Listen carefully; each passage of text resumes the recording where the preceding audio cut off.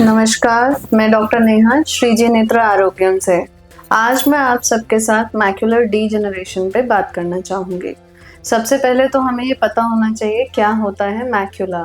Macula हमारी आँख का एक ऐसा हिस्सा है जहाँ से आप 90% देखते हैं, मतलब वहीं पे ही जाके हमारी आँख में फ़ोटो खिंचता है। जैसे कि कैमरा होता है, कैमरे में आगे लेंस होता है, आपको पता है उसमें शटर होता है, लेंस होता है और पीछे रील होती है जो पुराने ज़माने के कैमरा में होती थी, जिसको हम फिल्म बोलते थे। तो सेम हमारी आँख में भी पीछे पर्दा है, पर्दे पे भी एक पॉइंट होता है जहाँ से हम 90% देखते हैं। जैसे आप रीडिंग करते हो, राइटिंग करते हो, ड्राइविंग करते हो, सामने देख के करते हो।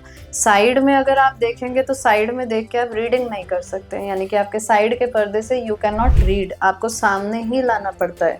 तो सामने हमारी आँख में एक पॉइंट होता है जिसको हम बोलते हैं macular. If I show you here, तो ये हमारी अगर आँख है, आँख अगर बाहर से ऐसी है तो ये हमारी अंदर की आँख है। अंदर की आँख में भी जब हम देखेंगे तो और अंदर सबसे इनर मोस्ट लेयर में अगर हम पहुँचेंगे तो दिस इज़ द मैक्युला। अगर आप देखेंगे ये येलो पॉइंट, इसको हम बोलेंगे कि दिस इज़ द मैक्युला। यहाँ पर आकर फोटो बनता है हमारी आँख में। सो बेसिकली ये जो मैक्युला होता है, यहाँ से हम 90% देखते हैं। अब ये जो मैक्युला है ये कई लोगों के में पतला होने लग जाता है, डीजेनरेट होता है, या फिर इसको हम कहते हैं जनरली पेशेंट्स को ये समझ आता है कि डॉक्टर ने कहा है मेरा पर्दा कमज़ोर हो रहा है। क्योंकि आप सेंटर से ही सब कुछ देखते हो तो फोकस करने में प्रॉब्लम आएगी जब वो चीज़ पतली होगी। कई बार रंगों की पहचान में भी दिक्कत आने लग जाती है। कई बार ऐसा होता है कि मैं किसी के चेहरे नहीं पहचान पा रहा हूँ। तो ये सारे इसके लक्षण हैं। धीरे-धीरे रोशनी भी कम होने लग जाती है। जितनी दूर का आप पहले अच्छा देख सकते थे, अब वो धीरे-धीरे कम होने लग जाता है।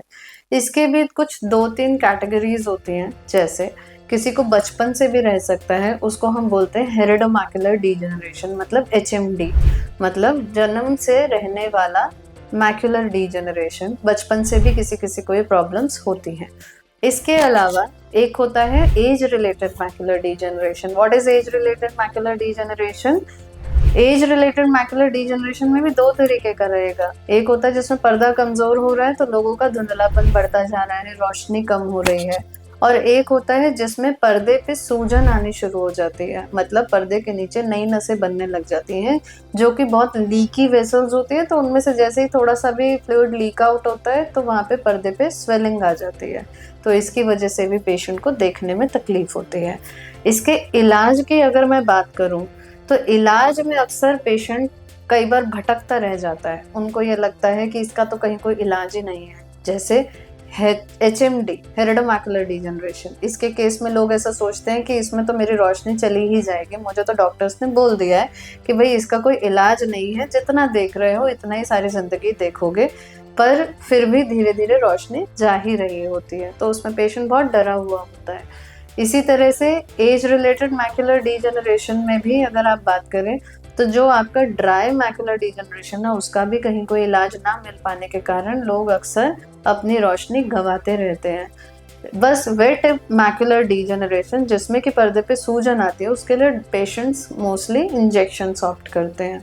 लेकिन मैं आपको यही बताना चाहूँगी कि आयुर्वेद के ज़रिए आप श्रीजी नेत्र आरोग्यम में आकर भी अपना इलाज करा सकते हैं। हमारे यहाँ पे मैक्युलर डीजेनरेशन का बहुत अच्छा इलाज किया जा रहा है। दवाइयों के द्वारा ही, आयुर्वेदिक दवाइयों के द्वारा ही यहाँ पर आपका इन सब बीमारियों का इलाज भी होता है। आपकी रोशनी भी रुकती है, रुकने के साथ बेहतर होती चली जाती है वक्त के साथ साथ। तो आपको ऐसे में घबराना नहीं है, आपकी इस बीमारी का भी इलाज संभव है।